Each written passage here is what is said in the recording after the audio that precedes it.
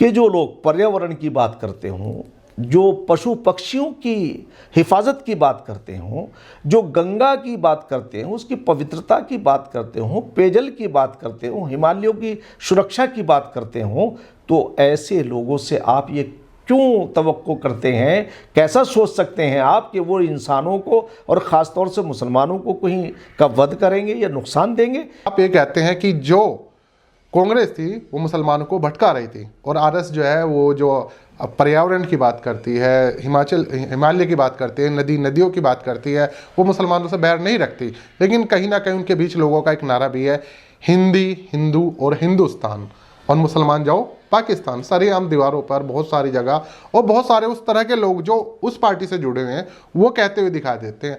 फिर ये कंफ्यूजन दूर क्यों नहीं किया आरएसएस और बीजेपी ने? आदरणीय डॉक्टर मोहन भागवत जी का कि उन्होंने समय समय पे कहा हमारा डीएनए एक है। उन्होंने एक मौके पे तो ये कहा हमारा डीएनए एक, यानी हमारे दूध और खून के रिश्ते हैं। एक मौके पे तो एक बहुत बड़ी बात उन्होंने कही कि हम सब स्वर्ग में जाएंगे। 10 साल हो गए हैं जी। पिछले इस 10 साल के कार्यकाल में आपने एक लोकसभा सीट का टिकट नहीं दिया मुसलमानों को। सोच रखते हैं, इतनी अच्छी सोच रख रहे हैं मुसलमानों के लिए, वही बात दोहरा रहे हैं जो हुजूर सल्लल्लाहु अलैहि वसल्लम ने कही। अगर वो वही बात दोहरा रहे हैं तो मुसलमान उस बात को समझते नहीं है, वो फिर भी क्यों कहते हैं कि ये हमारे खिलाफ रहते हैं? आप वो बात समझा क्यों नहीं पा रहे मुसलमानों को? ना मुसलमानों को सीएए से डरना चाहिए, ना एनआरसी से डरना चाहिए, और ना यूसीसी से डरना चाहिए। यूसीसी मुसलमानों के खिलाफ नहीं है। जब मोदी जी सरकार बनी 2014 में 55 लाख करोड़ का कर्जा था देश पर, अभी 205 लाख करोड़ का। आप एक बात। नमस्कार, आदाब, मैं हुक्राम और आप देख रहे हैं हिंद वॉइस। आज हमारे साथ एक बहुत अहम शख्सियत मौजूद हैं, उत्तराखंड मदरसा बोर्ड के चेयरमैन अध्यक्ष जनाब मुफ्ती सम्मोन कासमी साहब मौजूद हैं, जो कि उत्तराखंड मदरसा बोर्ड में चेयरमैन हैं, राज्य मंत्री हैं। और आज इनसे जो बात करने का हमें मौका मिला है हिंद वॉइस पर, वो सब ये है कि मुसलमानों में जो एजुकेशन को लेकर कहीं ना कहीं सवाल खड़े होते हैं, उस पर ये किस तरह से काम कर रहे हैं। क्योंकि उत्तराखंड छोटा सा स्टेट ज़रूर है, मगर पूरे देश में, पूरी दुनिया में जाना जाता है अपनी ज़मीन की वजह से, क्योंकि देवभूमि के नाम से भी उसे जाना जाता है। बहुत बहुत स्वागत है सर आपका हमारे चैनल पर। थैंक यू, शुक्रिया, आपने टाइम दिया। और आपसे सवाल मेरा यही है कि आप यूथ के बीच, क्योंकि हम मदरसा बोर्ड, मदरसा लगा हुआ है नाम के आगे, तो वहाँ पर लोग आपकी जो स्वीकृति है उसे कैसे देख रहे हैं और कैसे आप उसे काम कर रहे हैं? देखिए, मैंने 3 अक्टूबर 2023 को जी मदरसा शिक्षा परिषद का चार्ज लिया। मैं इस मौके पर अपने यशस्वी, निष्पक्ष और बहुत ही शालीन, संवेदनशील व्यक्ति श्री पुष्कर सिंह धामी जी जो अपने कार्यों के ज़रिए से बड़े लोकप्रिय हैं जी, और बगैर किसी भेदभाव के सबका साथ, सबका विकास, सबका विश्वास, सबका प्रयास जी, जो हमारे यशस्वी प्रधानमंत्री श्री नरेंद्र मोदी जी का है, उसे वो सुचारू रूप से आगे बढ़ा रहे हैं। और मैंने ये देखा कि वो एक ऐसे व्यक्ति हैं कि जिन्होंने अभी पिछले मौके पर हमारे टनल के अंदर उत्तराकाशी में 41 मज़दूर फंस गए थे। वो 41 मज़दूर ऐसे थे कि गरीबों की तो कोई बात करता भी नहीं है, अपना पीछा छुड़ा के चले जाते हैं। उन्होंने करोड़ों रुपया खर्च करके पूरे देश भर से मशीनें मंगाई और उन मज़दूरों को निकाला और 41 परिवारों को जीने का फिर से एक मौका दिया। और इसमें बड़ा रोल आदरणीय प्रधानमंत्री श्री नरेंद्र मोदी जी का है कि वो आदरणीय मुख्यमंत्री श्री पुष्कर सिंह धामी जी की हमेशा उनके कार्यों के लिए उनकी पीठ थपथपाते हैं। तो मैं इस मौके पर ये बात कहना चाहूँगा अपने यूथ से, ख़ास तौर से उलमा से, मदारिस के लोगों से और बिलखुसूस मुसलमानों से जी, कि देश को 76 साल लगभग जो है वो आज़ाद हुए हो गए, हम अमृत काल के अंदर हैं। और इससे पहले 47 से पहले चाहे वो कोई भी दौर रहा हो, वो हिंदुस्तानियों का नहीं था, भारत के लोगों का नहीं था। जी, आज हम भारत के लोग एक लोकतांत्रिक व्यवस्था के अंदर अपना देश खुद चला रहे हैं। हमारे प्रधानमंत्री श्री नरेंद्र मोदी जी इससे पहले नहीं चला, और इससे पहले हम भारत के लोग नहीं थे, ब्रिटिश गवर्नमेंट थी और ब्रिटिश नहीं, गवर्नमेंट के मोदी या सरकार उससे से पहले नहीं, मैं मोदी सरकार की नहीं, मैं इन जनरल बात कर रहा हूँ जी। मैं मोदी जी के बारे में। तो 2014 के बाद जब से वो आए हैं तो उन्होंने ये एहसास कराया है कि विकास क्या है, लोगों की भावनाएं क्या हैं और देश को कैसे विकसित किया जा सकता है बगैर किसी भेदभाव के। जो उन्होंने कार्य किए हैं वो पूरे विश्व के लिए, भारत के लिए नहीं, पूरे विश्व के लिए अनुसरणीय है। मैं तो ये कह रहा था कि भारत के लोगों की जो सरकार है, उससे पहले आप किसी भी पीरियड को ले लीजिए, चाहे वो मुग़ल हों, ब्रिटिश हों या वो पुर्तगाली हों, वो जो भी लोग थे वो भारतीय नहीं थे। हम भारत के लोग, हम यही भावनाएं जो हैं लोगों के अंदर जागृत करना चाहते हैं और यही काम अब से एक 100 साल की जो का ऑर्गेनाइजेशन है वो है आरएसएस। उसने राष्ट्र को और राष्ट्रवादिता क्या है ये देशवासियों को बताया और एक सिंपल जिंदगी गुजार के उन्होंने दिखाया।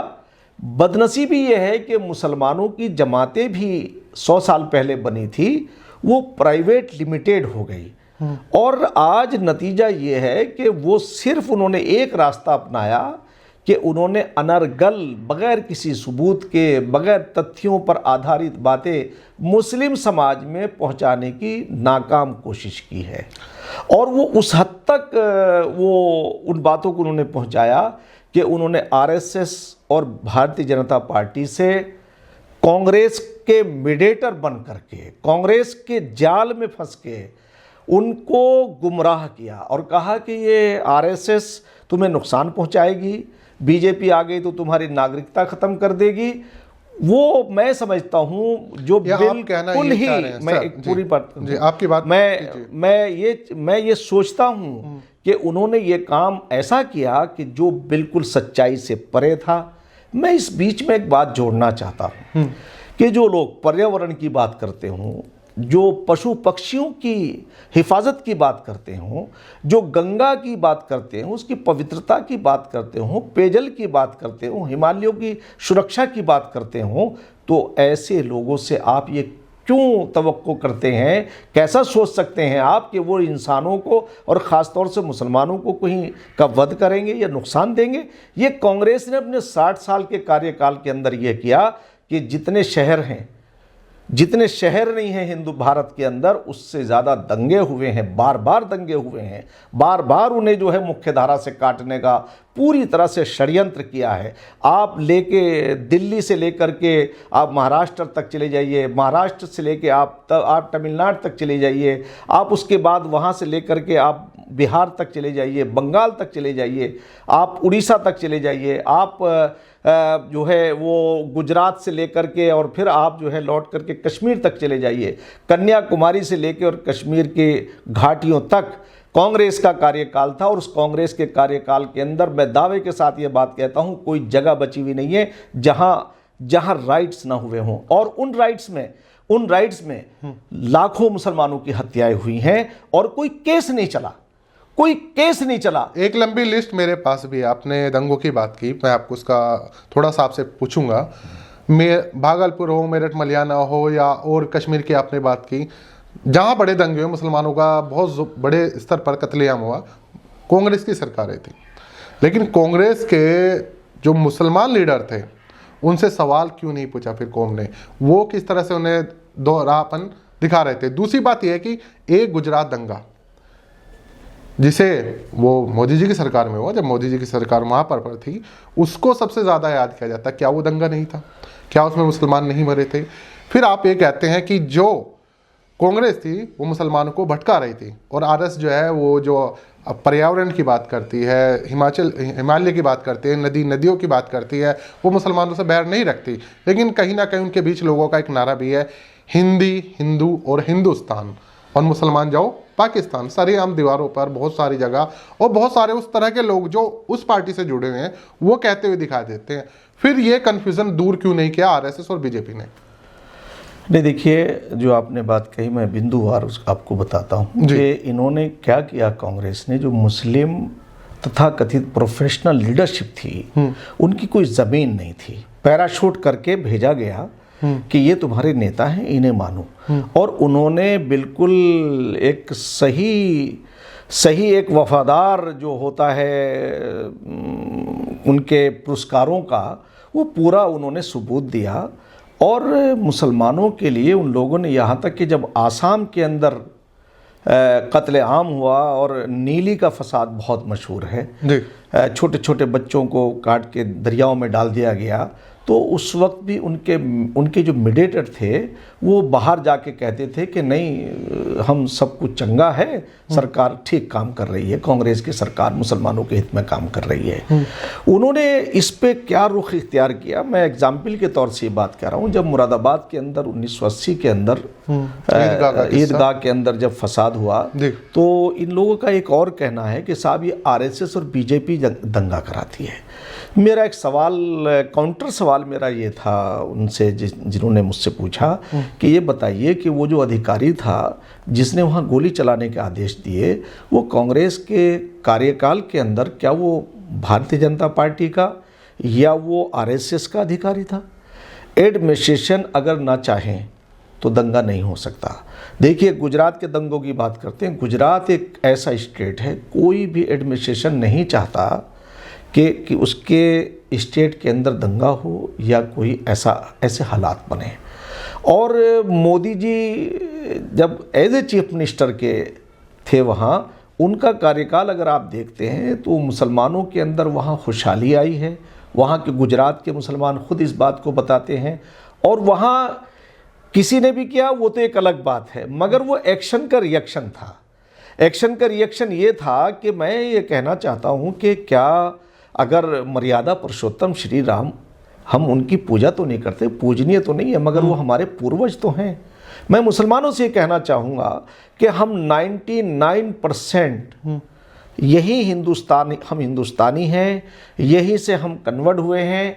हमने इस्लाम को उसकी खूबियों की बिना पर, बराबरी और मसावात की बिना पर उसे स्वीकार किया। और मोहम्मद साहब का जो पैगाम था कि कुल्लुकुम बनी आदम व आदम मिन तुराब, तुम सब आदम की औलाद हो और आदम मिट्टी से पैदा किए गए हैं। हम मनु से मनुष्य और आदम से आदमी कहलाए हैं। और वही चीज़ आरएसएस ने आगे बढ़ाई। उन्होंने अभी पिछले दिनों अगर आप स्टेटमेंट देखेंगे आदरणीय डॉक्टर मोहन भागवत जी का, कि उन्होंने समय समय पे कहा हमारा डीएनए एक है। उन्होंने एक मौके पे तो ये कहा हमारा डीएनए यानी हमारे दूध और खून के रिश्ते हैं। एक मौके पे तो एक बहुत बड़ी बात उन्होंने कही कि हम सब स्वर्ग में जाएंगे। एक मौके पर उन्होंने बिल्कुल ये कहा, हम स्वर्ग में जाएंगे। देखिए, बहुत उसकी गहराई में पहुंचिए आप। हम में कोई काफिर नहीं है, यानी काफिर का मतलब हम में कोई नास्तिक नहीं है, हम सब आशावादी लोग हैं और ईश्वरवादी लोग हैं। यही चीज़ जो हज़रत मोहम्मद सल्लल्लाहु अलैहि वसल्लम ने कही है, मन काला ला इलाहा इल्लल्लाह फदखलल जन्ना, जो एक ईश्वर मानेगा, जो ईश्वर को एक मानेगा और ईश्वर को ही सर्वोपरि मानेगा, सर्वशक्तिमान मानेगा, तो वही सर्वशक्तिमान, जग का पालनहार, अजर और अमर, वो तो ईश्वर ही है। उसे आप और उसकी भाषाओं का अंतर हो सकता है, उस मालिक के एक होने में कोई अंतर नहीं है। तो ये बात जब कही तो मैंने मोहम्मद साहब का जब कथन देखा, जो हदीस पाक देखी, तो मैं उस वक्त समझ गया कि जिसने ईश्वर को एक माना वो जन्नत में जाएगा, स्वर्ग में जाएगा। मैं आगे बात कहना चाह रहा हूँ, इन सारी बातों का उल्लेख करने का मेरा मकसद ये है कि इन सारी चीजों अगर के वो इस तरह की बात, खूबियों के बावजूद सोच रखते हैं, इतनी अच्छी सोच रख रहे हैं मुसलमानों के लिए, वही बात दोहरा रहे हैं जो हुजूर सल्लल्लाहु अलैहि वसल्लम ने कही, अगर वो वही बात दोहरा रहे हैं तो मुसलमान उस बात को समझते नहीं हैं, वो फिर भी क्यों कहते हैं कि ये हमारे खिलाफ रहते हैं? आप वो बात समझा क्यों नहीं पा रहे मुसलमानों को? विडंबना यही है, अगर आपकी सोच अच्छी है, अगर जो तय लगी हुई है ना गर्द की, वो इतनी तय लगी हुई है कि उससे झाड़ते झाड़ते साफ करते करते समय लगेगा। इन्होंने 76 साल के अंदर मुसलमानों को 10 साल हो गए हैं जी। पिछले इस 10 साल के कार्यकाल में आपने एक लोकसभा सीट का टिकट नहीं दिया मुसलमानों को। नहीं देखिए, नहीं लोकसभा गर्दा कैसे हटेगा? नहीं, 10 साल नहीं, इससे पहले जो है बिहार से शाहनवाज को टिकट दिया, वो इत्तेफाक से हार गए, अपनी जमीन नहीं बना पाए 10 सालों में। नहीं, वहाँ ही दे देते जहाँ पे हारते हैं। देखिए, एक बात आपको बताया, नहीं देखिए, मैं समझता हूँ कि नेताओं में जिस दिन ये बात कम्युनिटी में आ जाएगी और ये दूरियां कम हो जाएंगी तो मुझे पूरी आशा है कि माननीय प्रधानमंत्री जी, चलिए सर, ये तो और माननीय गृह मंत्री जी ने और जितने भी जिम्मेदार हैं उन्होंने हमेशा ये कहा है, और अभी योगी जी हों या जितने भी हमारे लीडर्स हैं भारतीय जनता पार्टी के, उन्होंने ये कहा कि जिस दिन समाज में हम ये देखेंगे कि भाई समाज हमारी तरफ आ रहा है, हम टिकट भी देंगे। हम आज समाज से ये कहना चाहते हैं, मुस्लिम यूथ से, कि खुदारा आप इनकी गहराई में पहुंचिए, आप उनके संघर्ष को देखिए, आप उनकी जद्दोजहद देखिए जो उन्होंने जद्दोजहद की है। आज भारतीय जनता पार्टी और कांग्रेस में जिस दिन आप कंपेयर करेंगे तो आपको मालूम हो जाएगा कि कांग्रेस मुसलमानों की हिमायती नहीं है और बीजेपी मुसलमानों के खिलाफ नहीं। मोटे स्तर पर मैं आपसे 3 सवाल पूछता हूँ, क्या एनआरसी सीए से मुसलमानों को कोई खतरा है? आप मंत्री हैं। खतरा नहीं, बिल्कुल खतरा नहीं है, ना एनआरसी से खतरा है और ना ही सीए से। आप सरकार की तरफ से बात, मैं आपको एक बात बता दूं, मैं आपको बताऊं एज ए मुस्लिम की भी ये बात मैं कह रहा हूं कि सीए दुनिया में आप किसी जगह चले जाइए, किसी मुस्लिम मुल्क में चले जाइए, आप अरब में चले जाइए, आपको नागरिकता नहीं मिलेगी। हमारा भारत जिन अकलियतों को, जिन माइनॉरिटीज़ को पाकिस्तान में सताया गया या अफ़गानिस्तान के अंदर उनका अहित हुआ या बांग्लादेश के अंदर जो है उनकी तादाद इतनी घट गई, मैं समझता हूं कि अगर इनका मज़हब इस्लाम है और ये इस्लाम को फॉलो करते हैं तो इन हुकूमतों को किसी भी तरह से किसी भी अपने गैर मुस्लिम भाई को नुकसान नहीं पहुंचाना चाहिए था। पाकिस्तान, मैं ये समझता हूं कि जो कृत्य पाकिस्तान ने किया है वो मैं ये कह सकता हूं कि वो इस्लाम के अनुसार नहीं है। ये चीज़ें जो है आज हज़रत मोहम्मद साहब ने अपने ज़माने के अंदर, उनके ज़माने में यहूदी भी थे, नसरानी भी थे, वो सबके साथ यकसा जो है बर्ताव करते थे। क्या आप ये बात कह सकते हो कि मुझे एक बात मोहम्मद साहब का रास्ता है? इंडिविजुअल स्तर पर आप जहाँ पर हैं उत्तराखंड में मुसलमानों को जोड़ने का, समझाने का, उनका कन्फ्यूज़न दूर करने का किस तरह से काम कर रहे हैं? मेरी तो कोशिश यही है कि मैं मदरसों के कल्याण के साथ साथ कि उनके अंदर जो है एक पॉजिटिविटी आए और राष्ट्र को अपना मुख्यधारा से कैसे जोड़ मुख्य धारा से, ताकि वो मुख्य धारा से जब वो जुड़ेंगे तो मैं समझता हूँ कि राष्ट्रवाद उनके मन में पैदा होगा। और राष्ट्रवाद उनके मन में है, ऐसा नहीं है, उन्हें तो बाज़ाब्ता तौर से प्लानिंग के तहत कांग्रेस ने अपने कार्यकाल के अंदर अपने मीडिएटरों के जरिए से उन्हें मुख्य धारा से काटा है। जमीन को चूमता है 5 टाइम, वो राष्ट्रवाद नहीं है। हाँ, मैं तो कहता हूं ना कि राष्ट्रवाद, मैंने क्या कहा कि उन्हें उनके अंदर अविश्वास पैदा किया। किसने? कांग्रेस ने अविश्वास पैदा किया और आज हालात ये बन गए। देखिए, हमारी डेमोक्रेसी है, जमहूरियत वो तर्ज हुकूमत है कि जिसमें लोगों को गिना जाता है, तोला नहीं जाता। यानी हमारी जो तादाद जो है, जब अगर आप बताइए कांग्रेस से हमारी क्या रिश्तेदारी है और भारतीय जनता पार्टी से हमारी क्या दूरी है? हमें अपनी दूरियों को कम करके इस विकास की गंगा में हमें शामिल होना चाहिए। आज विकसित भारत की तरफ जो माननीय प्रधानमंत्री का ये कारवां चल रहा है और 1947 तक यानी हमारा देश विकसित देश होगा, आत्मनिर्भर होगा। आप बताइए, इसमें मुसलमानों को साथ देना चाहिए, इसमें इस विकास की यात्रा में मुसलमानों को फ़ायदा उठाना चाहिए। देखिए, आपको मैं बता दूं कि आयुष्मान बगैर किसी भेदभाव के मुसलमानों को इस योजना का फ़ायदा पहुंचा। आपका मुद्रा लोन है उसका फ़ायदा पहुंचा, कच्चे मकान पक्के हुए, उज्ज्वल योजना का फ़ायदा पहुंचा, पीएम आवास और सीएम आवास में जो है बराबर, क्योंकि ज़्यादा गरीब मुसलमान था इसलिए ज़्यादा फ़ायदा उसे पहुंचा। तो इसलिए मैं आपसे ये कहना चाहता हूं कि मुसलमानों के यूथ को, खास तौर से पढ़े लिखे लोगों का आह्वान करना अच्छा 2024 में अपील करना चाहता हूं उनसे कि वो मुख्य धारा से जुड़े भी और जोड़ने का भी प्रयास करें और ये एक आखिरी सवाल उसे खत्म करें। जी, एक आखिरी सवाल, 2024 में भारतीय जनता पार्टी मुसलमानों को कितने टिकट देने जा रही है? देखिए, मैं आप तो काफी काम कर चुके हैं ना पिछले। नहीं, देखिए, मुझे पूरी उम्मीद है कि ये सरकार मुसलमानों की भलाई के लिए काम कर रही है, पूरे भारत के लिए। आज का प्रधानमंत्री कहता है मैं 140 करोड़ का प्रधानमंत्री हूँ, सेवक हूँ। मैं इससे ज़्यादा क्या बात हो सकती है? भाई, नेताओं का किसी को टिकट देना ना देना ये उसके ऊपर निर्भर नहीं करता है, बल्कि होना तो ये चाहिए और वो हो रहा है कि हमारे प्रदेश के मुख्यमंत्री श्री पुष्कर सिंह धामी जी और हमारे देश के धामी जी से पर मेरा एक सवाल है, बिल्कुल बगैर निष्पक्षता के काम कर रहे हैं। और मुझे सरकार ने वहाँ मदरसों के एज ए सेवक बना के भेजा है। मेरी कोशिश है कि मुसलमान जो मदरसे हैं वो मुख्य धारा से जुड़ें, उनकी समस्याओं का समाधान हो, उनकी समकक्षता जो है वो उनकी डिग्रियों को माना जाए और उन्हें जितनी फैसिलिटीज़ अन्य पाठशालाओं में हैं वो मदरसों के देने के तत्पर हमारे माननीय मुख्यमंत्री जी हैं। और मैं ये महसूस करता हूँ कि उत्तराखंड एक ऐसी मिसाली जगह है कि जो पूरे विश्व के अंदर प्रख्यात है और वो जानी जाएगी और मदरसे भी मुख्य धारा से। चलिए मैं कोशिश करूंगा किस दिन आपके साथ किसी मदरसे में जो आप काम कर रहे हैं उसका लाइव डेमो हम जनता को जरूर दिखाएं, ताकि जो आपने कहा उस पर भरोसा किया जा सके, मुसलमान उस पर भरोसा किया जा सके। बिल्कुल चलेंगे। एक आखिरी सवाल, पुष्कर सिंह धामी जो उत्तराखंड के मुख्यमंत्री हैं, एक लोग उनसे पूछते हैं, खासकर मुसलमान मुझसे पूछते हैं जब ग्राउंड पे जाता हूं, कि वो यूसीसी की बात क्यों करते हैं भाई, यूनिफॉर्म सिविल कोड क्यों लागू करना चाहते हैं, क्योंकि कई बार कहा कि हम उत्तराखंड में लाएंगे। तो मुसलमानों में जो कंफ्यूजन और डर है यूसीसी को लेकर, उस पर आप क्या कहेंगे? नहीं, मैं आपको बताऊं कि ना मुसलमानों को सीएए से डरना चाहिए, ना एनआरसी से डरना चाहिए और ना यूसीसी से डरना चाहिए। यूसीसी मुसलमानों के खिलाफ नहीं है, ये मुसलमानों के ठेकेदारों ने एक भ्रम पैदा कर दिया है। यूसीसी ना आपके मजहबी किसी रसूमात के ऊपर पाबंदी लगाने की बात है, ना आपकी शादी ब्याहों पे कोई पाबंदी होगी। एक यूसीसी आने से हमारे अंदर सिमिलरिटी जो है वो एकता पैदा होगी, भाईचारा पैदा होगा, राष्ट्रीय एकता और अखंडता मजबूत होगी। और मैं जहाँ तक जो लोग ये शोर मचाते हैं ना, मैं आपको बता दूं कि जो एक आम आदमी है जो बहु शादियों की बहु विवाह की बात करते हैं, बहु विवाह किन शर्तों पर किया जाता है, किन शर्तों पर आप सेकंड शादी करते हैं, आज मुस्लिम महिलाओं का जो हाल बनाया है मुस्लिम समाज ने, वो किसी से छुपा हुआ नहीं है। अपनी औरतों के साथ में मुसलमानों को भलाई का काम करना चाहिए, उनके साथ वो वायलेंस नहीं करना चाहिए, उनके अधिकारों का हनन नहीं करना चाहिए। आप देखिए कि जब प्रधानमंत्री 3 तलाक के ऊपर बिल लेकर के आए तो मैं ये कह सकता हूँ कि 3 तलाक गैर इस्लामिक थी, इस्लाम से उसका कोई ताल्लुक़ नहीं था।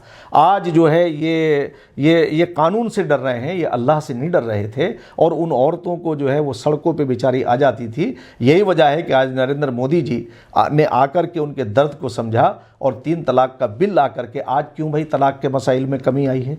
तो मैं तो अपने विद्वानों से ये बात कहना चाहता हूँ कि आप खुदारा जो हज़रत मोहम्मद सल्लल्लाहु अलैहि वसल्लम का रास्ता है वो सबके लिए स्वीकार्य है। हज़रत मोहम्मद साहब तो दुनिया के प्रिय लोग हैं। जब दुनिया के 100 बड़े लोगों का नाम आता है तो सबसे पहले नाम हज़रत मोहम्मद साहब का आता है और हज़रत मोहम्मद साहब का नाम लिखने वाला पहले नंबर पे समाज सुधारकों में वो मुसलमान नहीं है, नॉन मुस्लिम है। इसलिए मुसलमानों के यूथ से अपील करना चाहता हूँ कि खुदारा आप इस्लाम को समझने की कोशिश करिए और इन तथाकथित लोगों से जो इस्लाम को पेश कर रहे हैं या आपको जज्बाती बना रहे हैं या एक सरकार जो सबका साथ सबका विकास सबके विश्वास पर काम कर रही है, सबके प्रयास पर काम कर रही है। आज हमारे मोदी जी ने पूरे विश्व को जो नारा दिया है कि अगर कहीं अमन आ सकता है तो सबको साथ लेकर के चल करके ही अमन लाया जा सकता है। G20 के मौके पर जो उनका नारा था और आज पूरी दुनिया जंग में है, पूरी दुनिया वार में है, औरतों को मारा जा रहा है। यानी इजराइल जो है हमास से लड़ रहा है, फ़लस्तीनियों से लड़ रहा है, रशिया जो है वो यूक्रेन से लड़ रहा है, इराक ईरान से लड़ रहा है। इसी तरह से तमाम पूरी दुनिया में जंग है। हमारा भारत सबके बचाने की बात कर रहा है और उसका उदाहरण हमारा वो टनल है जिससे हमने अपने मजदूरों को निकाला। लेकिन इसी बीच एक रिपोर्ट ये भी है, सबका विश्वास पे ये सरकार काम कर रही है। लेकिन मैं मुसलमानों से खास तौर से फिर एक बार यूथ से अपील करना चाहता हूं कि आप खुदारा मोहम्मद साहब की जीवनी को पढ़िए, उनकी सीरत को पढ़िए, आप इस्लाम का कैरेक्टर पेश करिए। आपको देख करके लोग इस्लाम से नफरत करेंगे या मोहब्बत करेंगे। हमारे कारनामे अच्छे होंगे तो लोग आपकी इज्जत भी करेंगे, मोहब्बत भी करेंगे।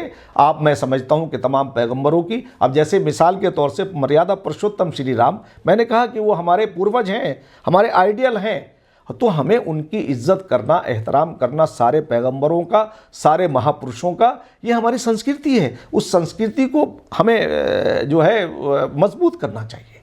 जी, एक आखिरी सवाल, आपने मोदी जी की बहुत सारी बातें बताई हैं कि वो सबका साथ सबका विकास और एक तरह से जो हज़रत मोहम्मद सल्लल्लाहु अलैहि वसल्लम की जो जीवनी रही है उनके आधार पर आरएसएस चीफ मोहन भागवत भी कॉल करते हैं, बहुत सारी बातें बताते हैं। तो सर 205 लाख करोड़ का कर्ज की भी रिपोर्ट आई है 2 दिन पहले, उस पर भी थोड़ा बोल दीजिए, वो क्यों हो गया?